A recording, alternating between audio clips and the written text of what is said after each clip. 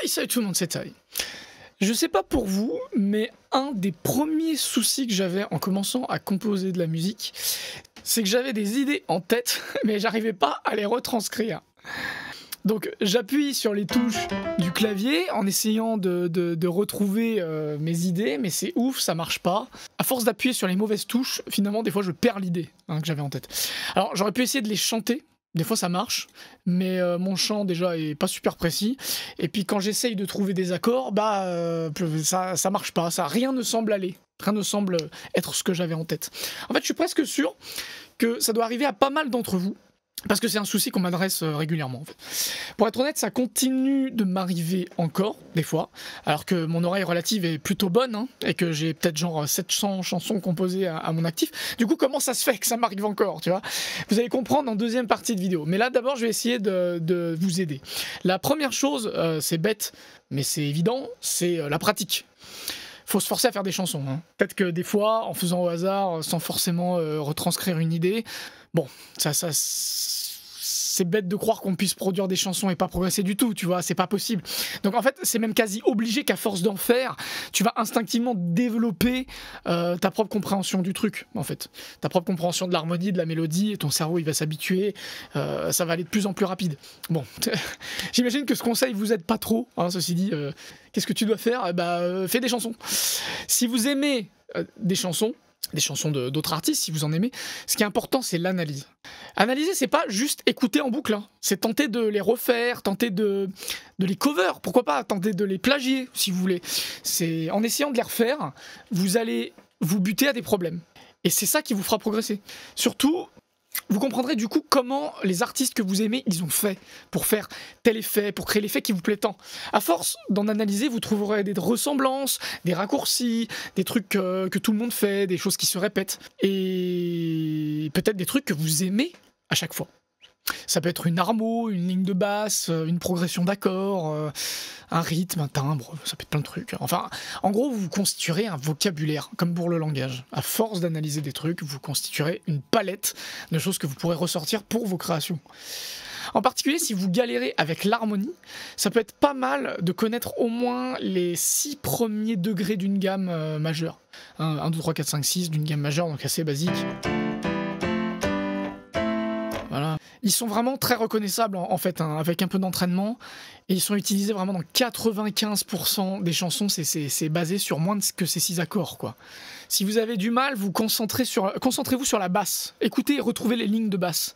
C'est un point de départ qui est super important pour retrouver pour comprendre une chanson. Bon, vous êtes au point où vous avez développé une super oreille. Voilà, vous êtes capable de retrouver les chansons des autres et la plupart de vos idées, c'est top. Mais alors, je sais pas pour vous, mais malgré ça, j'ai le sentiment que certaines de mes idées bloquent quand même. Soit c'est parce qu'elles sonnent pas aussi bien que dans ma tête, comme on a vu là, soit elles sonnent pas aussi bien que ce que j'avais en tête, alors que je les retranscris pourtant correctement, mais à l'écouter dans la réalité, ça sonne pas aussi bien. Soit j'arrive carrément pas à les retranscrire dans la réalité. Donc à ce moment-là, il est temps de faire preuve d'un peu d'humilité.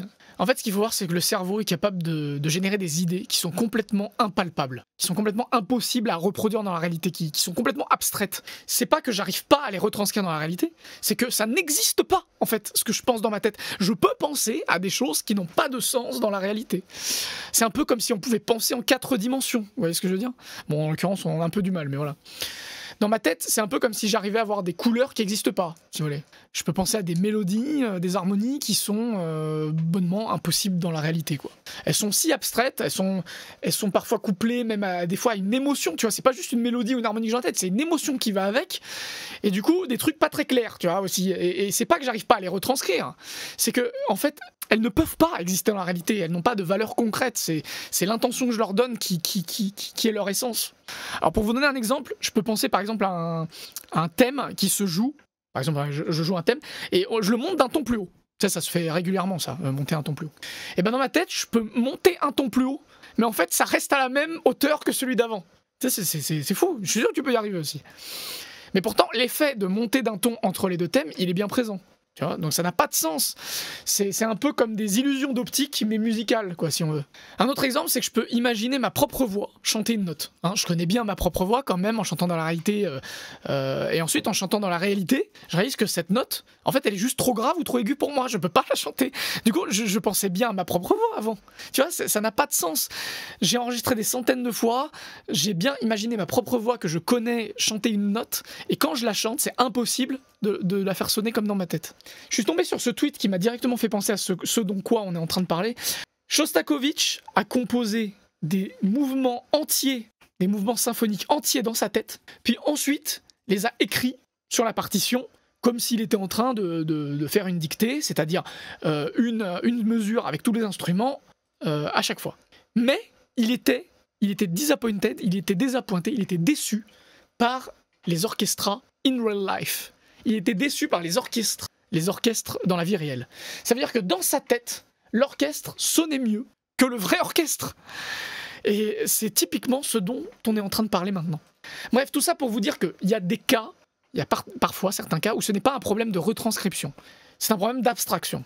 C'est en tant que créatif, ça demande un peu d'humilité, hein, d'accepter que parfois l'idée qu'on a n'est juste pas concrète, n'a pas de substance. C'est aussi un phénomène qui fait tendre à penser qu'avoir des idées, c'est pas très méritant au final. Hein. Avoir des idées, tout le monde peut le faire. Ce qui a de la valeur dans notre monde, ce serait de concrétiser ces idées. Mais ça, c'est un débat philosophique, du coup. Voilà, entraînez-vous à analyser les chansons que vous aimez, à essayer de les reproduire. Entraînez-vous à écouter les accords, entraînez-vous à vous familiariser, à produire des chansons et à vous habituer avec ça. Et si jamais vous rencontrez un cas où le morceau sonne moins bien dans la réalité que ce qui était dans votre tête, eh ben, peut-être que c'est un problème de retranscription, vous n'avez pas réussi à le retranscrire correctement, mais peut-être tout simplement que c'est un problème d'abstraction et que le morceau n'est en fait pas palpable de la manière que vous l'imaginez dans votre tête, quoi. Oui, il n'est pas comme dans votre tête, parce que c'est pas possible. La réalité, c'est pas votre tête. Voilà, passez une bonne semaine, une bonne vie. Ciao!